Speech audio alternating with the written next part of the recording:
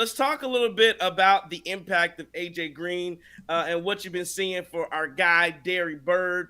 Again, he is a perfect guy. I think whoever the commenter said it, that he does Pat Connaughton's job better than Pat Connaughton. I really that somebody asked whether he should start. No, but I think when you're talking about that second unit coming in, I think you're in a great spot if it's Bobby coming in as your backup big for whoever for whoever Brook or Giannis, whoever sits first, and then that second guy, if you're taking a wing out, which if Chris is in, it's Chris, or if it's Jay Crowder in this scenario, or Malik Beasley, that wing guy coming in, the first guy really could be like that's where your impact could be, or the next guy coming in really could be AJ Green.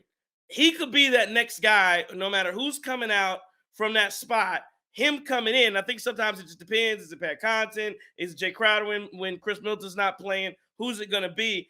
That's where you're looking at, truly being that sixth man per se, or really that first wing off the bench. I think that's a perfect spot for AJ Green. And, you could argue, has he already earned it? Does he need to do a little more to earn it? Sure. But again, he's a guy who's going to shoot the ball at a high level. How tall is he? You might know how tall is AJ Green? He's like 6'4", 6'4", yeah, 6'4", 190.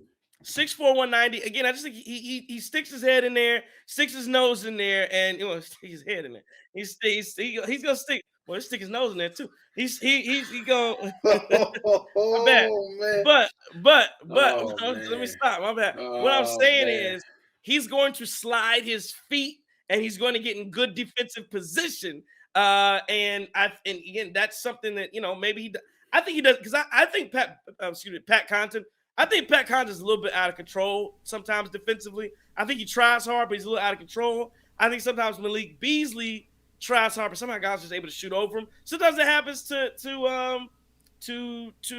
AJ Green too. But AJ Green just has, again, a solid foundation up under him. I think he does a really good job. That's nothing. Solid foundation is nothing. Up under him. Yeah, solid foundation up under him. There you go. Yeah, on D. And his feet on. Oh, he's going crazy. Trey going crazy. Let me quote. Last thing I say, yes, I think he plays defense at as high level as you can for a guy who's not known to be a defender, and it's just enough. I'm always come away impressed watching AJ Green, and when he's knocking down the 3-point shot, there's nothing. I mean, again, he's always going to be a positive impact player. Well, listen, in 3 of his last 5 games, right? In 3 of his last 5 games, he shot over 50% from 3. I mean, there's no question that this guy he is a great 3-point shooter. Or let me not say great, right? Because obviously there's levels. There's no question that he's a really good 3-point shooter for this team, and he's playing that role well. And I love it because it's the emergence of a young guy coming off the bench, right? We talked about Doc, who was effectively redshirting everybody with less than 2 years of NBA experience, and that's just kind of the way this thing has gone. And you talk about earlier in this season, you saw Andre Jackson Jr., you saw Dr. Griffin make him, all right, look, you're the young guy I want to play. You're the young guy I want to invest in. And quickly that's turned to Doc, who Doc said, you know what, I'll take more offense. And you know what I love about, how I feel about offense versus defense. Doc has said, listen, I want your offense here. Move your feet, slide your feet, get in position if you can, right? Do what you can defensively, use whatever gifts you got. But for the most part, I need you hitting them threes. I need you out there like you from Northern Iowa, making it rain. And he has done that. I mean, I'm excited about Derry Bird.